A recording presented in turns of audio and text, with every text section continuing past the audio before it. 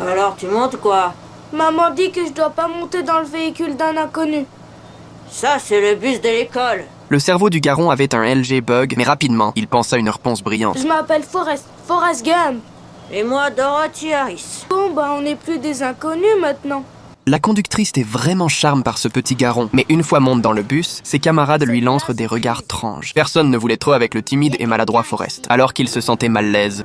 Tu peux t'asseoir à côté de moi si tu veux. Une phrase, aussi douce qu'un ange, fit que Forrest rencontra la personne la plus importante de sa vie. Cependant, la jeune fille, encore petite, lui posa dès le début une question assez déplace. Tu es stupide ou quoi? Maman dit n'est stupide que la stupidité.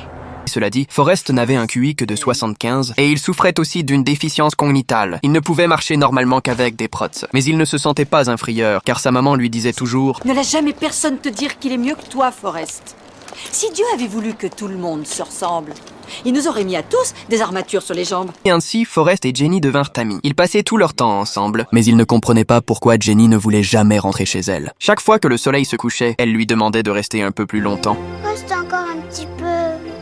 Forrest ne lui posait jamais de questions. Il suivait toujours ce que Jenny lui disait. Hé, crétin! Un jour, alors qu'il se faisait agresser par 3 mauvais garrons, il resta figue, mais Jenny lui cria de courir. Alors Forrest slana. Il n'avait aucune panse en TTE, il n'entendait que la voix douce derrière lui. Cours, Forrest, cours!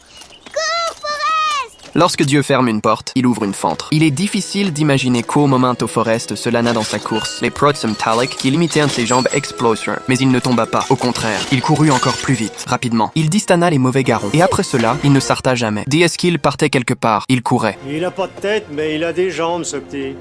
Chaque jour à perdre la colle, Forrest allait voir Jenny. Dans son esprit, le preux de Jenny l'aimait profondément, parce qu'il le voyait souvent l'embrasser et la caresser. Mais Jenny lui disait que ce n'était pas de l'amour, mais de la souffrance. Elle détestait retourner dans la petite cabane, et elle détestait son preux alcoolique et violent. Mais, toute petite, elle ne pouvait pas chapper. Elle se mettait genoux pour prier Dieu. Mon Dieu, faites de moi un oiseau que je puisse m'envoler loin, loin d'ici.